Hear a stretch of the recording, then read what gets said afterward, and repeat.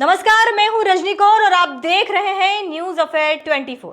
आज हमारे स्टूडियो में एक ऐसा नाम है जिनके आंकड़े सिर्फ आंकड़े नहीं बल्कि इलेक्शन साइंस का जीवंत उदाहरण कहे जाते हैं। प्रबोधन ग्रुप के फाउंडर, शार्प और फियरलेस एनालिसिस्ट श्री विनोद जोशी जी, आपका स्वागत है सर। बिहार चुनाव में जब तमाम बड़े चैनल 100 से 120 सीट की कंजर्वेशन प्रेडिक्शन दे रहे थे, तभी जोशी जी ने 171 सीट से 187 की बोल्ड रेंज दी और वही प्रेडिक्शन आज ग्राउंड रियलिटी के सबसे करीब निकला। यानी डाटा, एक्सपीरियंस और एक्यूरेसी तीनों का परफेक्ट ब्लेंड है विनोद जोशी जी। एनालिसिस्ट के रूप में विनोद जोशी जी की तारीफ अगर की जाए तो वो बहुत कम होगी। आपके आंकड़े सिर्फ अंदाजे नहीं बल्कि डाटा ड्राइवन ट्रुथ होते हैं। आपने एक बार फिर साबित किया है कि रिसर्च अगर मजबूत हो तो प्रेडिक्शन कभी फेल नहीं होता। जब पूरा देश सेफ खेलता है, आप रिस्क लेकर सच बोलते हैं, यही आपको खास बनाता है। इलेक्शन एनालिसिस्ट की दुनिया में आपकी क्रेडिबिलिटी अनमैच्ड है। बिहार इलेक्शन में आपने दिखा दिया कि प्रबोधन ग्रुप का स्टडी मॉडल कितना साइंटिफिक है। तो आइए आज हम इनसे बात करते हैं और जानते हैं कि इनका रिसर्च इतना सटीक कैसे रहा। नमस्कार सर। नमस्कार। मेरा आपसे सबसे पहला सवाल ये है कि एनडीए की जीत का सबसे बड़ा कारण जो है वो क्या माना जा रहा है? उनका नेतृत्व, गठबंधन या विपक्ष की कमजोरी? मैं समझता हूँ विपक्ष की कमजोरी भी एक पॉइंट है। दूसरा है कि इनके पास पूरे प्रचार प्रसार और लास्ट तक वोटिंग तक उनके पास पूरा प्रबंधन, ये मुख्य है भारतीय जनता पार्टी के पास। जैसे जनसुराज बहुत मैंने देखा, भीड़ बहुत इकट्ठी कर लेते थे, लेकिन लास्ट में मैंने देखा कि लास्ट जब वोटिंग हो रही थी तब उनके ऑफिस में एक व्यक्ति नहीं था और वो 2000-3000 या कह सकते हैं कि जो मतलब सबसे कम वोट यदि किसी को मिले तो वो जनसुराज है। तो हाँ, जीरो वोट बहुत कम मिले। जी।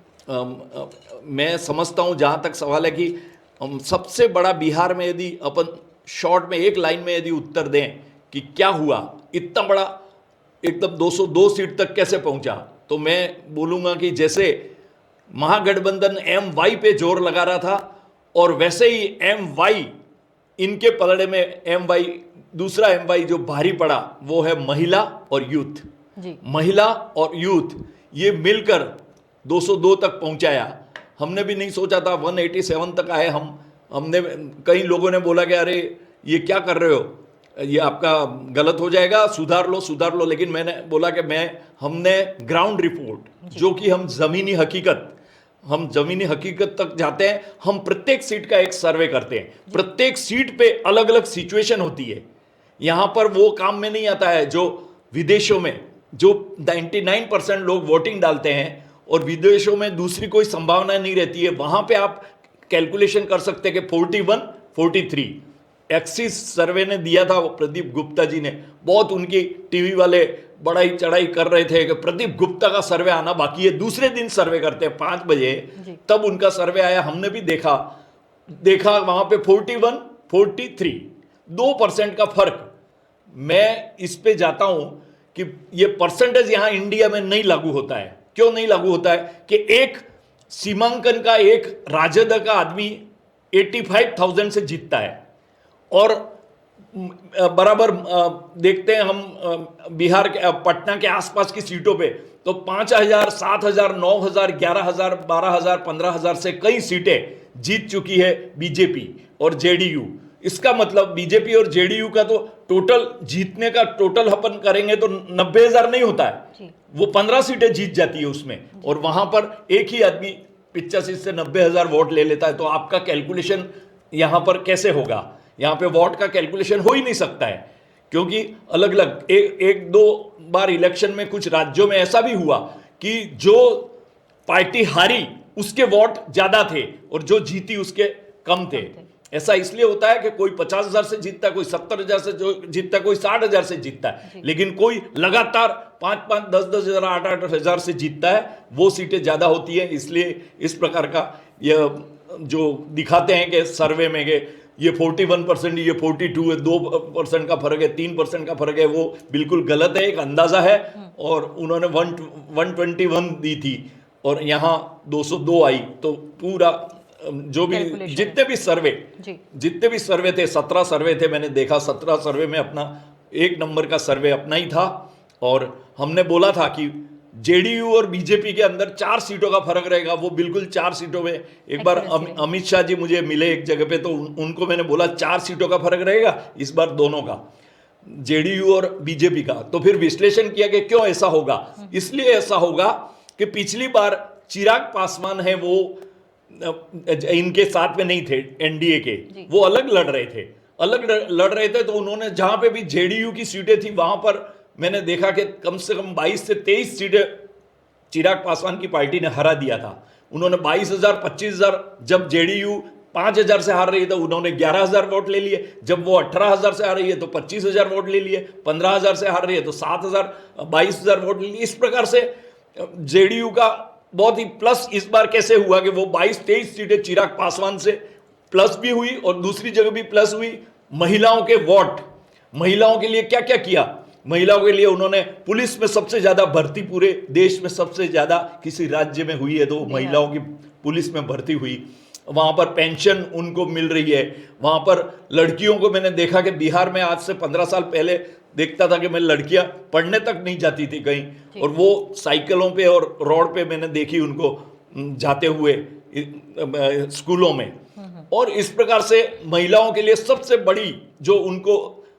बड़ा जो फायदा हुआ है वो है 10,000 रुपये का, जो कि डायरेक्ट उनके खाते में गया। कई महिलाएं, ऐसी गरीब महिलाएं बोल रही थी कि हमारे 25 साल की शादी की जिंदगी में हमने 10,000 पहली बार देखा और हमारे खाते में आया। तो इस प्रकार का एक देखता हूं मैं कि आज से 30 साल पहले 25 साल पहले ऐसा भी था कि 100 रुपये में पूरे घर के वोट ले लेते थे। 100 रुपया दिया कि पूरा घर उस और वोट डाल देता था। आज यदि 10,000 रुपया यदि उनके खाते में पहुंच गया तो बहुत बड़ी बात है ये। और उसी का एक मुख्य कारण है एम और वाई, महिला और यूथ। ये भारतीय जनता पार्टी और उसके सहयोगी दल जेडीयू और उनको एनडीए को फायदे में पहुंचाया, यही इसका रिजल्ट है। तो आप मतलब मानते हैं कि राजनीति में महिलाओं का सहयोग जो है वो आज की तारीख में बढ़ गया है, चाहे वो पॉलिटिशियन बन के करे या फिर चुनाव प्रक्रिया में अपना सहयोग दे। तो आप मानते हैं कि महिलाओं का यूथ का दोनों का बहुत ज्यादा बढ़ा हुआ है। एक खास बात है कि बिहार में महिलाओं का महत्व क्यों है, क्योंकि बिहार एक ऐसा प्रदेश है जिसके घर के जो आदमी रहते हैं वो अधिकतर बाहर रहते हैं जी। कहीं मैंने देखा बाहर काम करते हैं। हाँ, बेंगलोर से लगा के, मुंबई से लगा के, नागपुर से लगा के तमिलनाडु तक, बिहार में हैदराबाद, हर जगह पे उनके आदमी बाहर रहते हैं। तब महिलाएं वोट डालने नहीं जाती थी, लेकिन ये जैसे ही उनको ये उनके खाते में जब 10,000 रुपया पड़ा तो उनको मालूम पड़ा कि आगे भी और भी फायदा होगा, इसी पार्टी को वोट दें। वो एक महत्वपूर्ण बात थी। और पहले क्या था कि आदमी नहीं रहते थे तो महिलाएं भी वोट डालने ही नहीं जाती थी। इसलिए पिछले इलेक्शन से इस इलेक्शन में 72 लाख वोट ज्यादा महिलाओं के गिरे। 72 लाख वोट इस बार पहले के इलेक्शन से इस इलेक्शन में ज्यादा गिरे। और महत्वपूर्ण था कि इस बार 9% जो वोट है वो इनके गिरे, आदमियों के ज्यादा, मतलब पुरुषों के गिरे, और 12% वोट महिलाओं के गिरे। यानी इसमें भी ज्यादा लगभग 3% का फर्क था। तो 3% यानी बहुत होता है कि लगभग 20 लाख वोट हो जाते हैं। तो मतलब आपकी रिसर्च कहती है कि एनडीए ने ग्राउंड लेवल पे जाके कुछ बुनियादी ज़रूरतों को पूरा किया, चाहे महिलाएं हैं, चाहे पुरुष है, चाहे यूथ है। महिलाओं के बारे में आपने बताया, एक तो शिक्षा तंत्र उनका मजबूत किया, सुरक्षा व्यवस्था उनकी मजबूत की, साथ में ही उनको फाइनेंशियली भी एक तरीके से सपोर्ट दिया। यूथ के बारे में आप क्या कहेंगे कि आपकी रिसर्च में यूथ को क्या मदद मिली कि एनडीए को इतनी ज़बरदस्त तादाद में जीत मिली है? यूथ है वो अपेक्षा करता है पूरे बिहार में। आज से 15 साल पहले जो बिहार था, जहां सड़कें नहीं थी, वहां पे लोगों को कॉलेजें नहीं थी, मेडिकल कॉलेज खुल गई, ये खुल गया, पूरे जो समझदार लोग थे वो बराबर इनको एनडीए को पसंद किया उन्होंने, युवा ने भी। और उन्होंने भी देखा कि मोदी नई दिशा दे रहे हैं राज्य को, और निश्चित रूप से उनको आशा है कि कुछ रोजगार के साधन बढ़ेंगे, बाहर की कंपनियां आएगी। और वहां पर कोई बाहर की कंपनियां, फैक्ट्रियां नहीं दिखती थी, क्योंकि वहां पर इस प्रकार का जंगल राज था, जो कि बड़े बड़े उद्योगपति वहां डरते थे आने के लिए। अब जैसे ही ये स्टार्ट हुआ, अभी अडानी का बहुत बड़ा प्रोजेक्ट लग रहा है, मैंने देखा वहाँ भागलपुर में, तो ऐसे वहाँ रोजगार के साधन बढ़ेंगे, इस आशा से यूथ जो था वो भी उम्मीद, उन्होंने भी उम्मीद एनडीए पे उन्होंने उम्मीद रखी और मोदी पे विश्वास रखा। नीतीश कुमार का अधिकतर झुकाव जो महिलाओं का, वो नीतीश कुमार की तरफ था, क्योंकि नीतीश कुमार ने कई जगह पे महिलाओं को ज़्यादा से ज़्यादा सुविधाएं दी। ये सब देखकर पहले ऐसा बोल रहे थे कि युवा मुख्यमंत्री आरजेडी के तेजस्वी यादव उसके साथ यूथ है, ऐसा भ्रम फैलाया था। लेकिन हमने जब वास्तविकता जब तलाशी तो वहां पर मालूम पड़ा कि एनडीए की तरफ ज्यादा झुकाव है युवा लोगों का। जी यहाँ पर युवा मतलब आप युवा नेता नहीं चाहते, आपकी रिसर्च ये कहती है कि लोगों को एक मजबूत नेता चाहिए जो उनका इंफ्रास्ट्रक्चर मजबूत करे, स्टेट को आगे बढ़ाए, किसी भी परिप्रेक्ष्य में हो। आप मुझे बताइए कि तीसरे मोर्चे या छोटे दलों ने इस चुनाव में महागठबंधन के वोट को कैसे बांट दिया? छोटे दलों ने, जहां तक सवाल है, जन सुराज पहले सोच रहे थे कि जन सुराज बहुत ही नुकसान करेगा किसी एक पार्टी का, लेकिन कुछ नहीं दिखा। उनके साथ में जो लोग थे वो क्या, जो भी भीड़ जो इकट्ठी करती थी वो कोई तो इकोनॉमिक्स आर्थिक स्थिति से थोड़ा मदद किया या उनको इस प्रकार से प्रेरित किया कि जहां पे भी जन सुराज की पिक्के की सभा रहती थी वहां पर लोग है वो चले जाते थे। पूरा दिन में 4 सभाएं 5 सभाएं, तो पूरे के पूरे लोग और गाड़ियां वहां तक पहुंच जाती थी। तो लोगों को ऐसा लगता था कि इतनी सारी भीड़ आ गई है जन सुराज के लिए, लेकिन जब भीड़ की वास्तविकता जो अंदर तलाश करें तो वो अलग थी। और उसी का परिणाम कि जब इलेक्शन हो रहे थे, हम बूथों पे देख रहे थे, 6 तारीख को जब हम इलेक्शन के दिन घूमे तो देख रहे थे बूथ पे कोई व्यक्ति नहीं था, पीले पर्दे में उनका वहां पर ऑफिस था, तो वहां पे हमने तलाश किया कि कोई व्यक्ति, वहां एक व्यक्ति नहीं था। तो वहीं से मालूम पड़ता है कोई भी पार्टी या कोई भी इलेक्शन में राजनीति में पार्टी उतरती है तो उसको बूथ तक उसके आदमी होने चाहिए। नहीं तो इसी प्रकार से होगा कि जब वोटिंग होती है उसके 2-3 दिन पहले पूरा समाप्त हो जाता है, जैसे कोई पार्टी खड़ी नहीं हुई। इस प्रकार से ये जन सुराज का हाल हुआ। और छोटे दल, जहाँ तक सवाल है, हम और कुशवाहा और अपने चिराग पासवान, इनकी पार्टियां, उनकी तीनों पार्टियां मिलकर एनडीए को बहुत सपोर्ट किया, जिससे कि उनको फायदा हो गया। उनका तो फायदा हुआ ही, 2-4 सीटें पहले नहीं जीते थे वो जीते, दूसरी जगह कुशवाहा गया था तभी नहीं जीता एक भी सीट, और यहाँ आके 4 सीटें जीती। तो इस प्रकार का उनको फायदा हुआ। एलजेपी पिछली बार 1 ही सीट जीती थी, इस बार 19 सीटें जीती, तो उनको भी फायदा हुआ और उनको भी फायदा हुआ, दोनों के वोट मिले, जिससे ये नतीजा आया। जी, आपको 40 वर्षों का अनुभव है इस डाटा एनालिटिक्स में, तो ये बताइए कि इस बार मनोविज्ञान मतदाताओं का क्या रहा? क्योंकि 40 साल में बहुत कुछ बदला है, हम एआई की दुनिया में आए हैं और साइंस में भी आए हैं, तो यहाँ पर आपने मतदाताओं में क्या मनोविज्ञान चेंज होता हुआ देखा है? मतदाताओं का रुख, पहले 40% वोटिंग होती थी, फिर 45 हुई। 2014 से जब से मोदी जी आए हैं या एनडीए की सरकार आई है, तब से वोटिंग परसेंटेज बढ़ा है। और जब भी लोग बोलते हैं कि वोटिंग परसेंट बढ़ा, इसका मतलब वहां सत्ताधारी पक्ष गया, मतलब नई पार्टी आ रही है। इस प्रकार की जो सोच थी वो बदली है। क्यों? क्योंकि मैं ऐसा सोचता हूं कि जो नए वोटर्स या ज्यादा वोटिंग होती है वो बीजेपी और एनडीए के पक्ष में होती है। क्यों? क्योंकि जो उनके जो वोटर्स है, जैसे मुस्लिम और यादव, जैसे बिहार का एक उदाहरण लेते हैं, तो मुस्लिम और यादव है वो सबसे ज्यादा वोटिंग करते हैं हर हमेशा, तो उनका तो वोटिंग हर हमेशा ज्यादा होता ही है, तभी अपन 50% तक पहुंचते। लेकिन जब उच्च वर्ग और दूसरे भूमिहार, जहां पर ब्राह्मण, भूमिहार और अन्य जातियां उच्च वर्ग की वोटिंग डालने जाती हैं, जो प्रेरित किया किसने? निर्वाचन आयोग ने। मैंने देखा वहां पर कोई पार्टियों के पोस्टर नहीं लगे थे बिहार में। किसके पोस्टर लगे थे?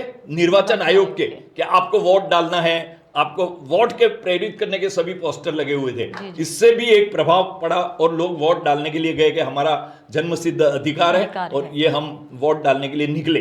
तो जब भी लोग ऐसा सोचते हैं कि अभी सत्ताधारी पक्ष तो एनडीए ही था, तो ज्यादा वोटिंग हुई इसलिए बदलाव है, ऐसा नहीं है। यहां पर वोटिंग ज्यादा 2014 से होने लगी, और जब भी ज्यादा वोटिंग हुई तो एनडीए को, बीजेपी को, इनको फायदा हुआ, और उसी का नतीजा आज बिहार में।